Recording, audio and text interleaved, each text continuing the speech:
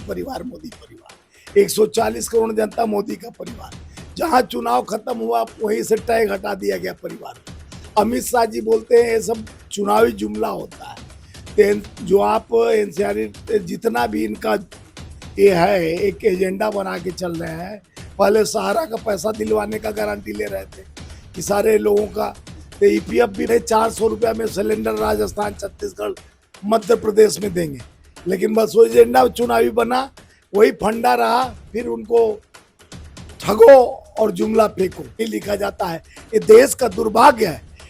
किसी पर बुलडोजर चलाया जाता है, किसी को बुलडोजर की बात कही जाती है, और जहां जहां अगर सुरक्षा व्यवस्था की बात पर लोग बड़े बड़े ढोल पीटते रहे।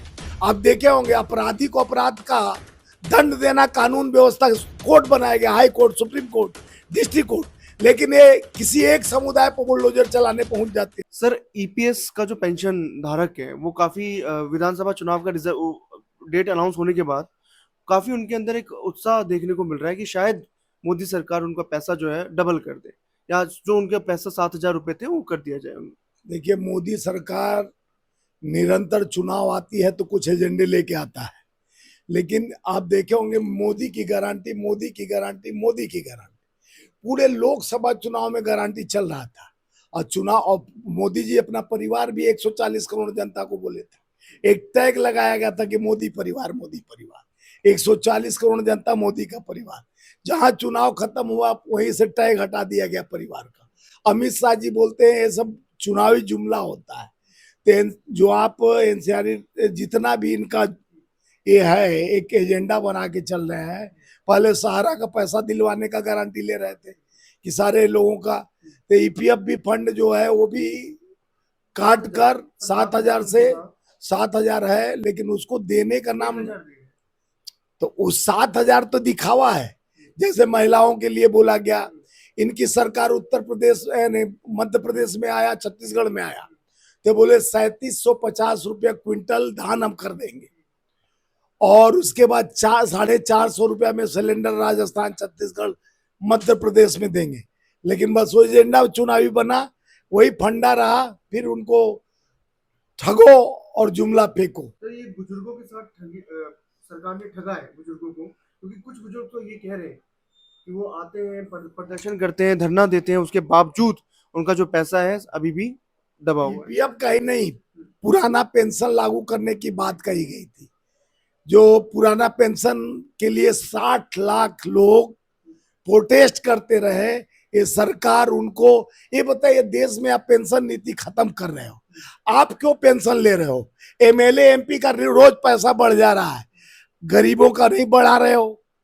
जो मनरेगा का पैसा नहीं बढ़ा रहे हो, लेकिन अपना और एमपी एमएलए का बढ़ जा रहा है पैसा। एमएलए एमपी का फंड काट दो भैया। एमएलए एमपी को जो क्यों देते हो उनको तनख्वाह, उनको क्यों पेंशन देते हो? अग्निवीर योजना लाकर आप जो देना न पड़े, सुरक्षा व्यवस्था में भी कटौती कर जो देश को सुरक्षित रखते थे, वो बच्चों को आप ऐसा योजना ला दिए कि जिससे सेना कमजोर हो गया। आज जाके यूक्रेन के राष्ट्रपति से गले मिल रहे हैं। जहां गले मिलते हैं उसके बाद क्या हाल होता है आप तो देखे होंगे। पहले श्रीलंका से भी गले मिले, फिर बांग्लादेश से भी गले मिले, उसके बाद शेख हसीना के साथ क्या हुआ और श्रीलंका के साथ क्या हुआ। तो हमारे देश के प्रधानमंत्री 9 जून से जब से शपथ लिए हैं, जुमलों की बादशाहियत का एक ताज पहनाना चाहिए उनको।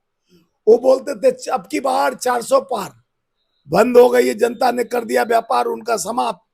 वो कई जगह घपला नहीं हुआ होता तो सरकार में, उत्तर प्रदेश में इनका बनारस से भी हारना तय था।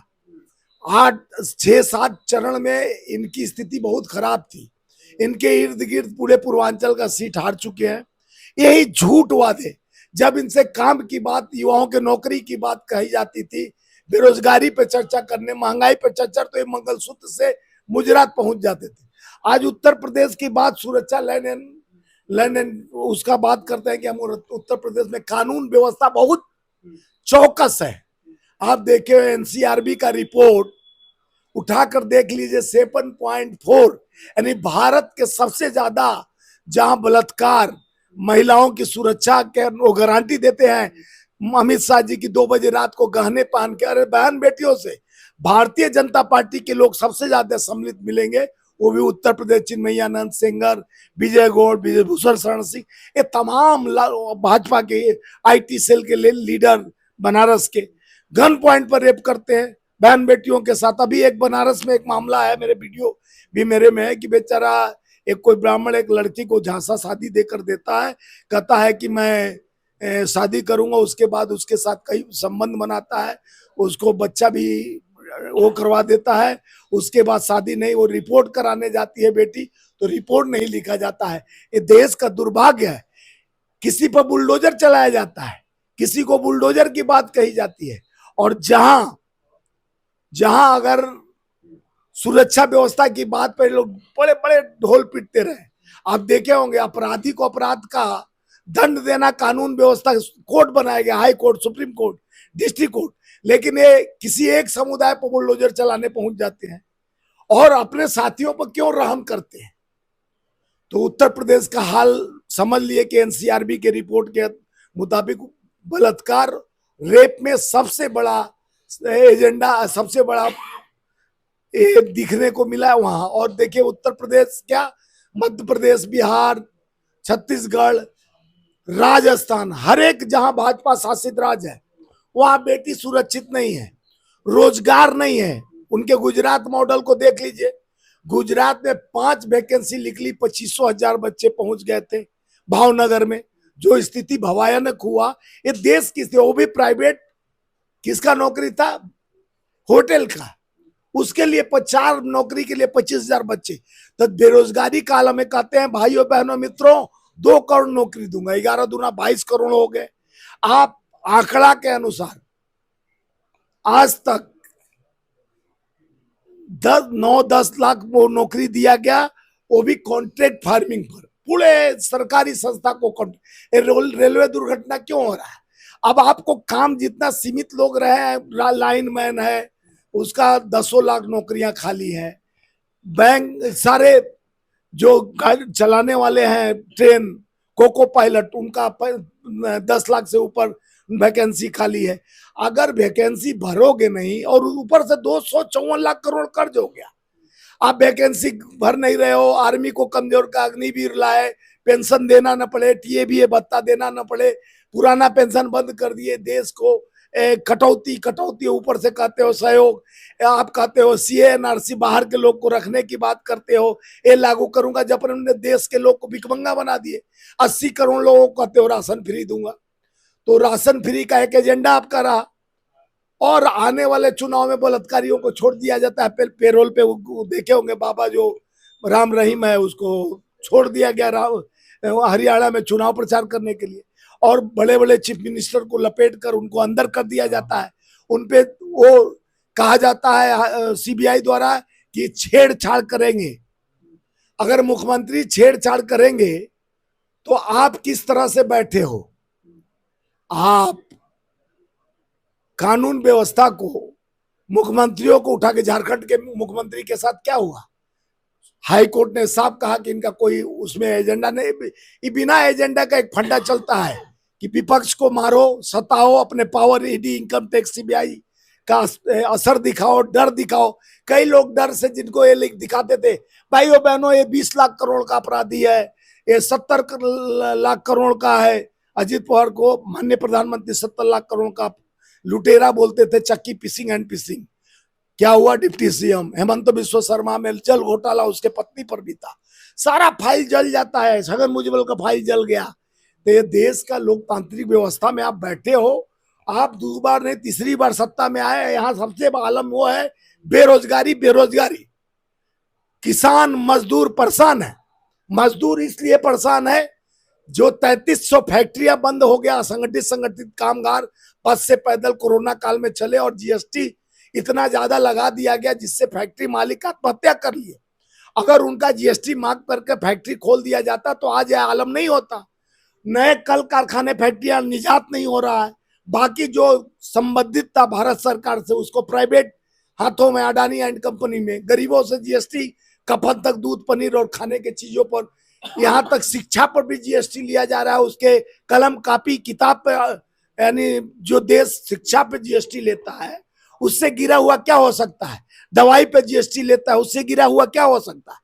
जीएसटी लेना है तो डायमंड पे तुम 1% रखते हो और खाने पीने की चीजों पर 5%, 28% तक लेते हो, तो ये देश के साथ धोखा है। आगामी विधानसभा चुनाव में चाहे ईपीएस का मुद्दा हो चाहे सहारा का मुद्दा हो, क्या बुजुर्गों का गुस्सा देखने को मिल सकता है? देखिए आज बुजुर्ग से लेके युवा तक त्रस्त है। और आप जान लीजिए हरियाणा जम्मू एंड कश्मीर एक बदलाव का, ये 370 का जो धारा हटाने का एक क्लोज हटा, उसको बड़े बड़े प्रोपगंडा बनाया गया, उस पर भी लोग विचार करेंगे इस बार।